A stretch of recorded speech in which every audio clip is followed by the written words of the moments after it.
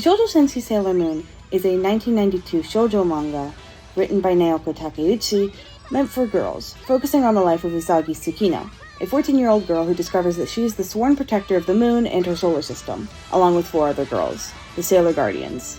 She and her friends fight using their planet-themed magical powers against the world and universe-threatening foes. Usagi has a series-spanning romance with Mamoru Chiba, or the vigilante Tuxedo Mask, the pair being utterly devoted to each other. However, throughout the series, other people place themselves romantically, either intentionally or not, between Usagi and Mamoru. Notably, Queen Beryl, Chibiusa/Black Lady, Sailor Uranus, and Prince Demond.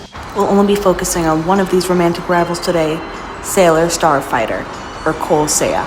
Cole Seiya is a teenage heartthrob, the frontman of the newest boy band, the Three Lights. Debuting in the final arc of the manga, he's there to catch Usagi when she faints after Mamoru is literally killed in front of her. A not too favorable introduction, but Seiya, along with the other 2 members of the group, position themselves as supportive figures in her life after Mamoru's death, and as the rest of the Sailor Guardians get picked off by the villain, Sailor Galaxia. At the same time, Usagi, as Sailor Moon, encounters a mysterious Sailor Guardian not from her solar system, Sailor Starfighter. Sailor Starfighter is often accompanied by their allies, Sailor Star Healer and Sailor Star Maker. The 3 Guardians, called the Sailor Starlights, help supplement Usagi's falling friends and her own wavering strength due to her inability to properly grieve. It isn't long before Usagi learns that Seiya and Sailor Starfighter are one and the same, and as the 2 grow closer, romantic feelings blossom between them. Seiya, in all iterations, has her feelings unrequited by Usagi. The reason cited in the manga specifically is due to the hierarchy of the Sailor Guardians throughout the universe, with Usagi being regarded as one of the most powerful guardians to ever exist, and the Starlights being small fish in the pond by comparison. In the manga, Seiya and the other Starlights are only around for about 7 chapters, leaving the 3 feeling quite shallow. This didn't stop fans from getting attached, though, especially since the manga is incredibly fast-paced, the 5 arcs being spread across just 60 chapters, so many fans were used to their characters being a tad underdeveloped. In the 90s anime, 28 episodes were used to adapt the Sailor Stars arc, giving more time to develop the Starlights and, by extension, Seiya and Usagi's relationship. It is a common fan notion that Seiya was better for Usagi than Mamoru/Tuxedo Mask, but this is due to the 90s anime turning Mamoru into an ultra-sexist jackass. But this fan perception didn't just come from Seiya being there whilst Mamoru was space dust, but from the moments in memory Seiya and Usagi had shared as civilians and as Sailor Guardians. In the manga, Seiya pretty much just reveals Mamoru's death to Usagi, who has blocked out the memory due to the trauma, and has some romantically veiled moments. This all makes it seem like Seiya is a sort of thrown-together piece of representation, even in the manga, which multiple characters, including the main cast, suffer from the breakneck pace and thus a lack of development. Any and all value she would have as a queer gender and lesbian character is null and void, because she's only around for about 10 chapters. However, there is the argument that even with the minimal amount of time we get to know Seiya in the manga, and even in the 90s anime that just gives her 30 episodes to be fleshed out, she has a fairly good amount of representation, especially for the time. This era of shoujo manga would often involve cross-dressing characters, like in The Rose of Versailles or Revolutionary Girl Utena, engaging in lesbian activity. Those cross-dressing girls were typically represented in maybe 1 or 2 ways. A brave girl who has a sort of masculine energy about her but retains feminine qualities that make her more appealing as a lover than a man does, and chooses to dress like a man, or everything prior but is forced to dress like a man. The circumstances of her choosing to dress more masculine can vary, but it's usually somewhat important to the story. With Seiya, and by extension Sailor Starfighter, her cross-dressing seems to come with hiding her identity of being a Sailor Guardian. With Seiya, and by extension the other Starlights, the fact that they're women cross-dressing as men in disguise is hardly commented on or referenced in the story. Only once does a villain comment on it, and is very quickly swept under the rug once the Starlights explain who they are and why they're on Earth. It's not even like Usagi outright rejects Seiya, whether because she's still in love with Mamoru or because she's not a lesbian. The rejection comes from Seiya herself. She knows Usagi is unattainable for her romantically, an unrequited love. Unrequited romance with queer characters isn't covered very often, and when it is, it's usually played as a joke.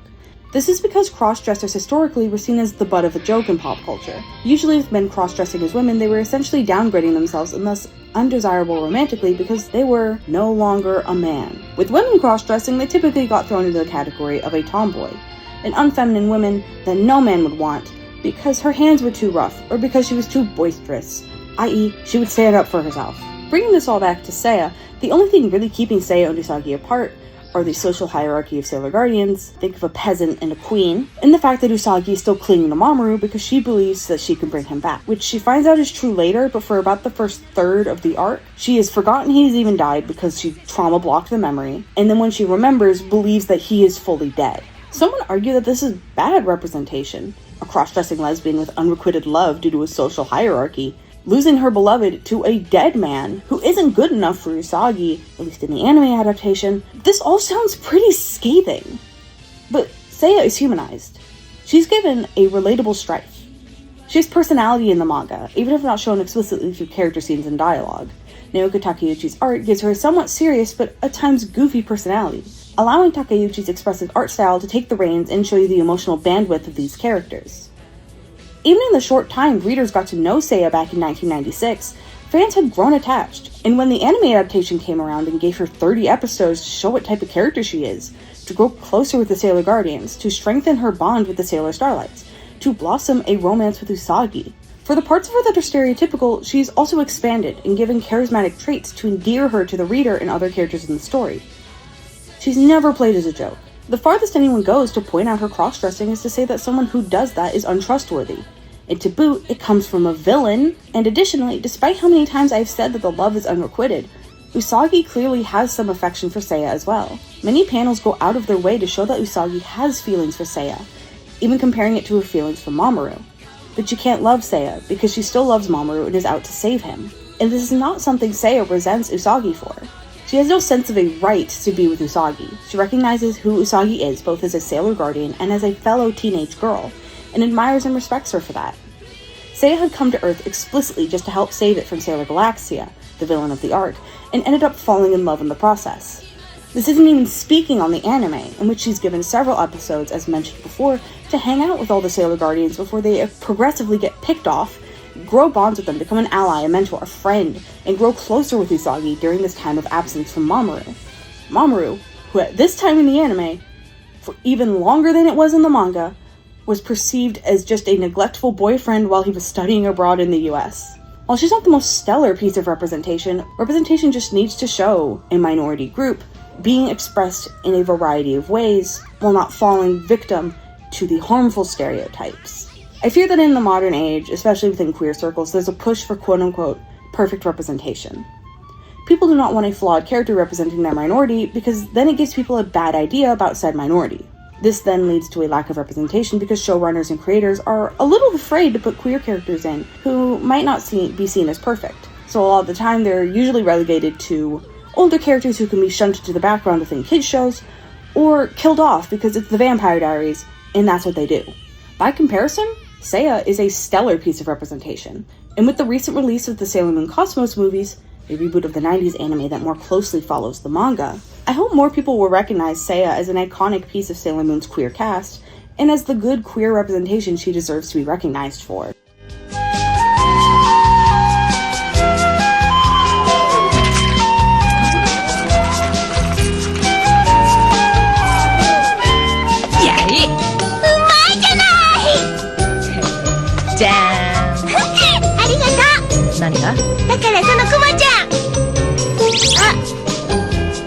Zibun no wa zibun de doro yo.